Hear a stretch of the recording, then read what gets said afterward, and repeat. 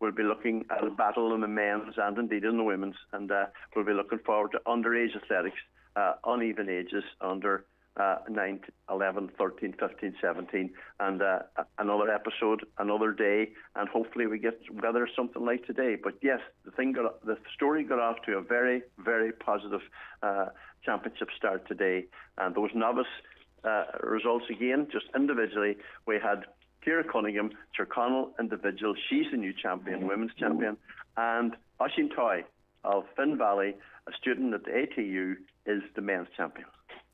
Many thanks to Patsy McGonigal for that roundup. Highland Sport is brought to you by Michael Murphy Sports and Leisure, Letterkenny. Cross the finish line in style with trainers from michaelmurphysports.ie. The young bakers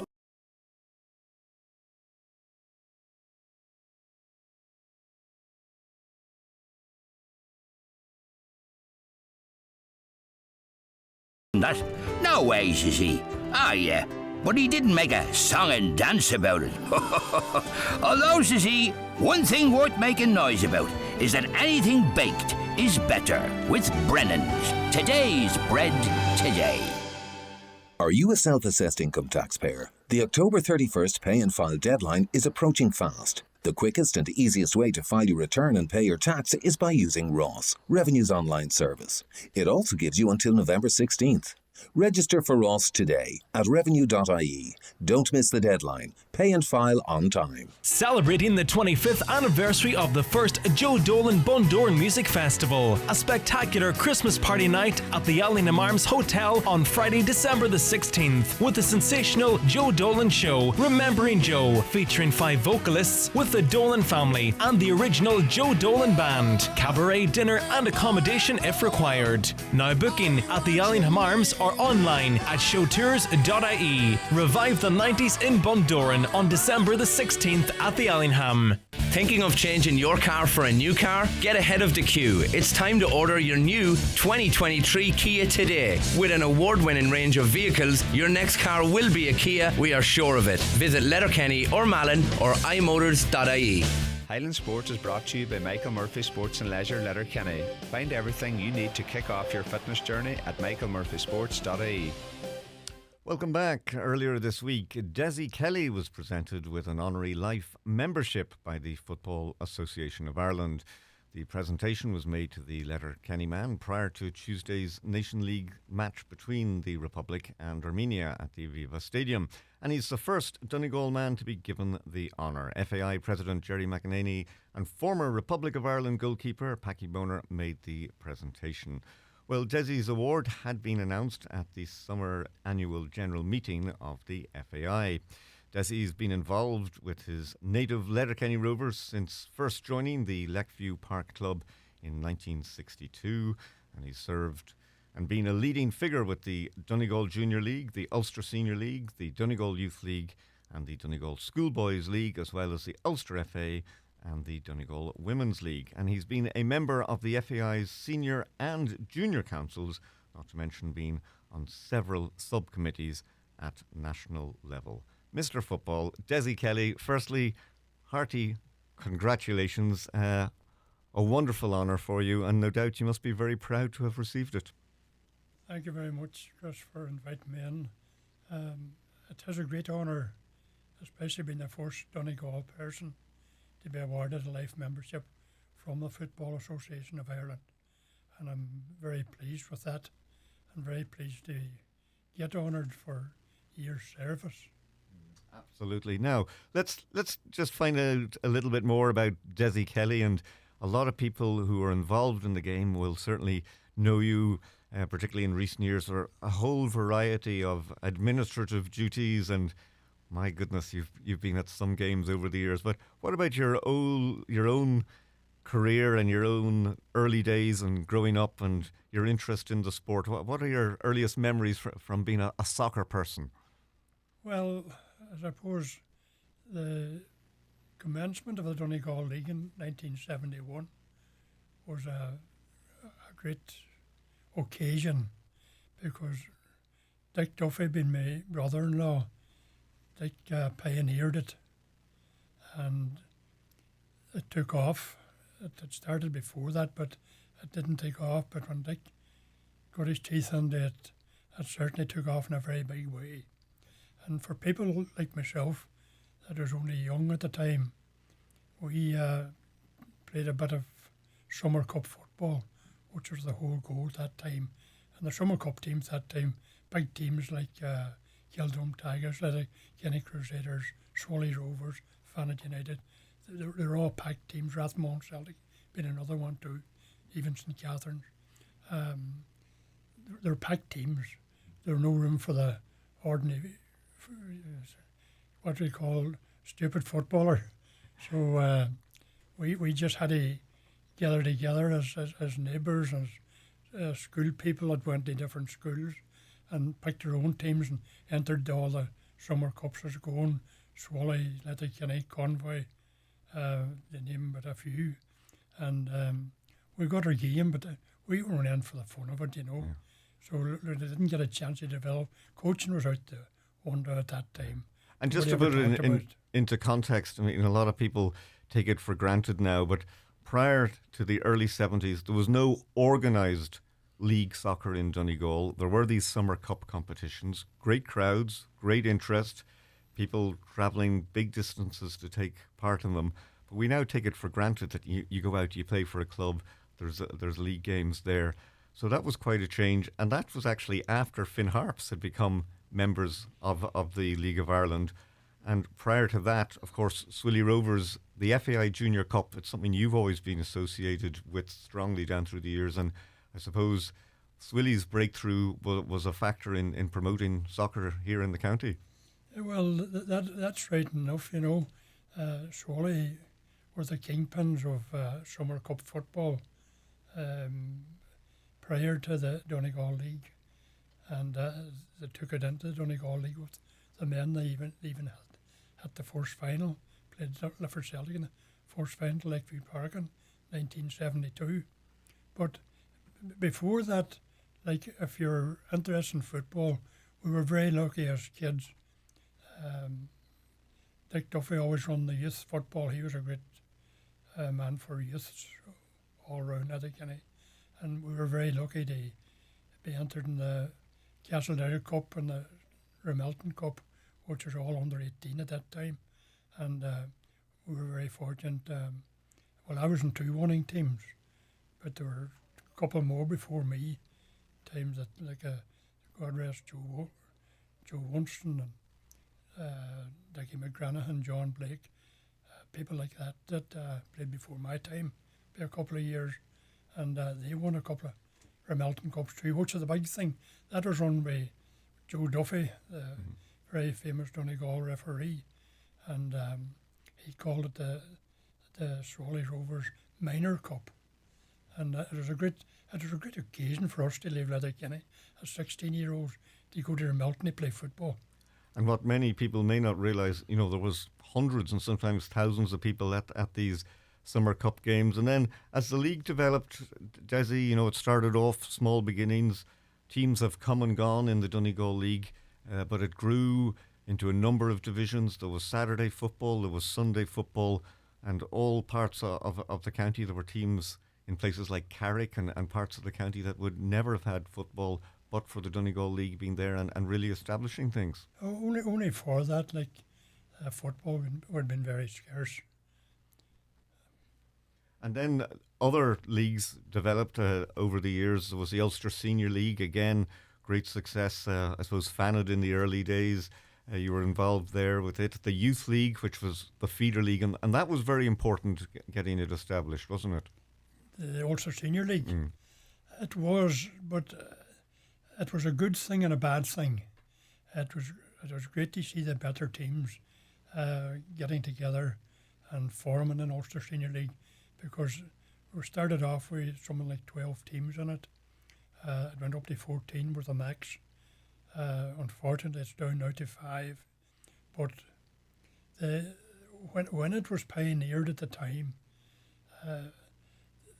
the right thought wasn't put into it, because Plan B never was put in. That's why there's only 5 teams in it.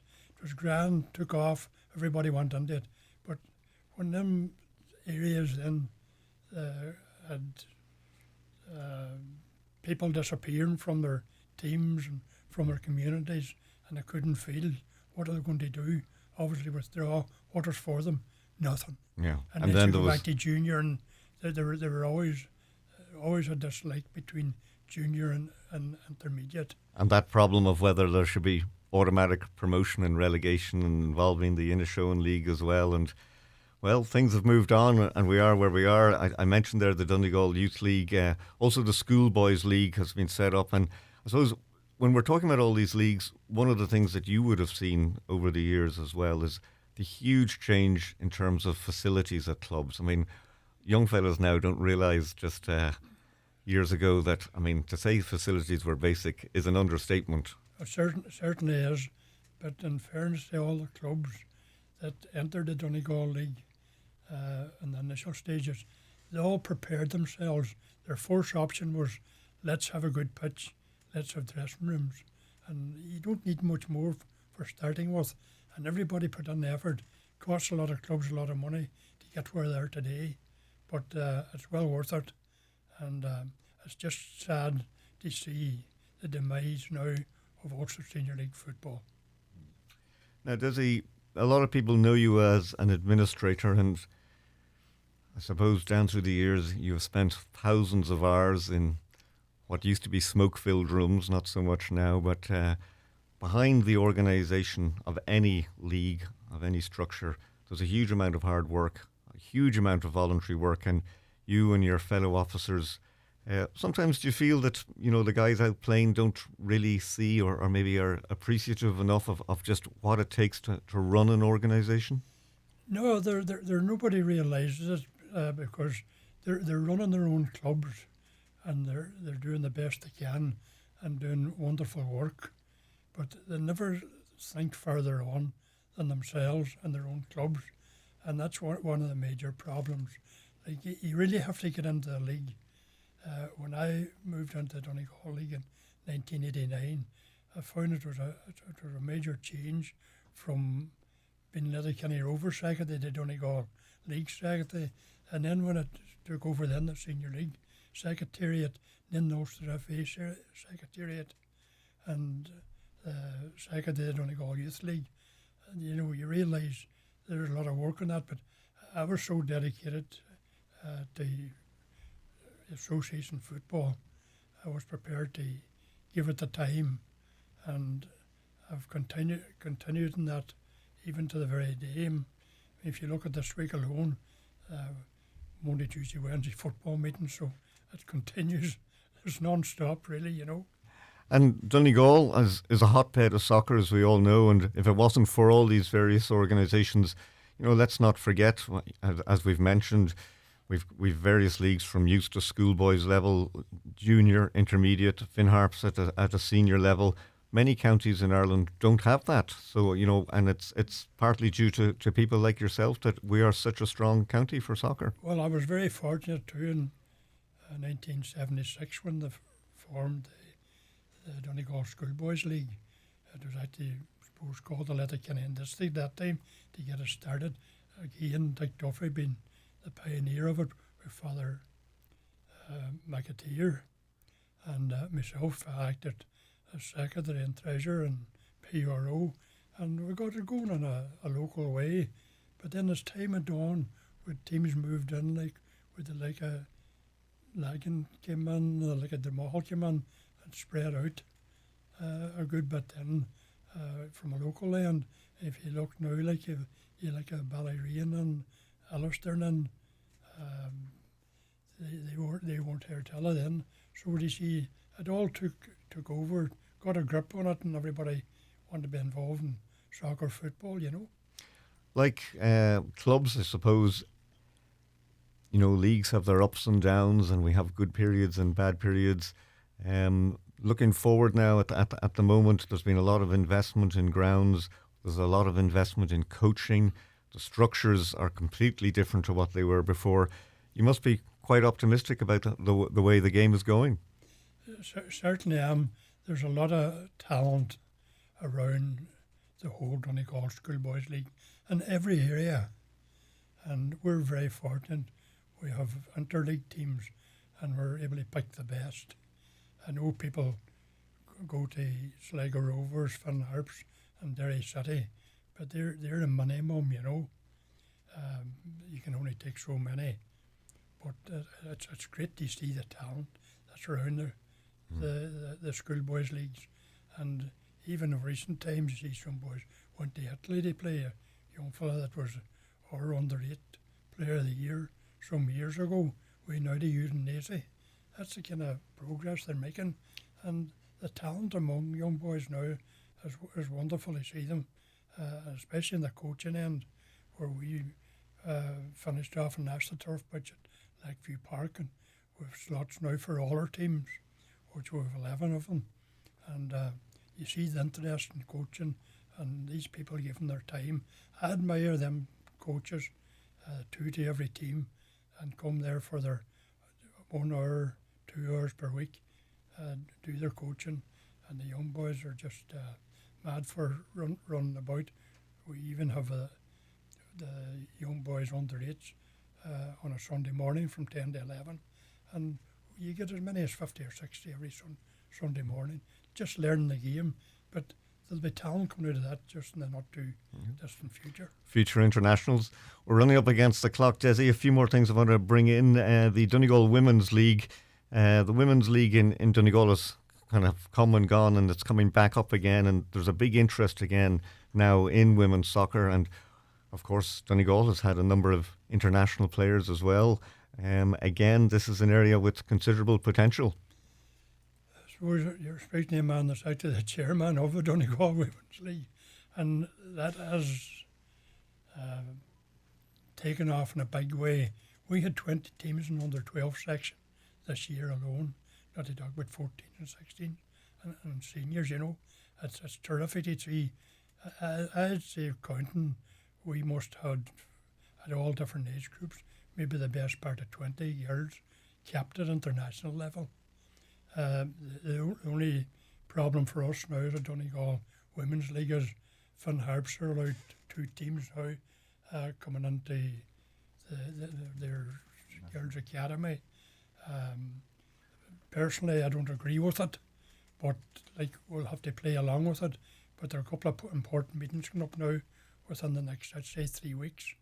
They sort out what's what and who's who, and can teams come in and take over players? That's one of the big questions that has to be raised. And finally, Dessie, in terms of personal highlights down through the years, you've followed, I suppose, particularly in the FAI Junior Cup circuit, there's been great moments for clubs from Donegal, Arranmore United and Lifford Celtic and St Catherine's and many more. Anything in particular stand out for you on the Junior Cup front? Because it is such a remarkable competition, one of the biggest in Europe. It's a fantastic cup to go into because you're in an All-Ireland setup or 26 county setup. But unfortunately, a lot of the leagues don't address it as such. And it's sad because it's great for making friends, meeting new teams, seeing different ideas, seeing different grounds, how does coaches work, all that kind of stuff. I've been very fortunate. I've been chairman of the FA Junior Council on 2 different occasions, 8 years apart, and I could see the value of it. But in our county now, they're not pushing it as much as whenever I was there. To me, the FA Cup Junior Cup was a priority. That's of course following the success of Trolley Rovers and Finn Harps who won it. Well, but it's dying down a bit, and I think the legislators should raise their own clubs to be a part of the FAI Junior Cup.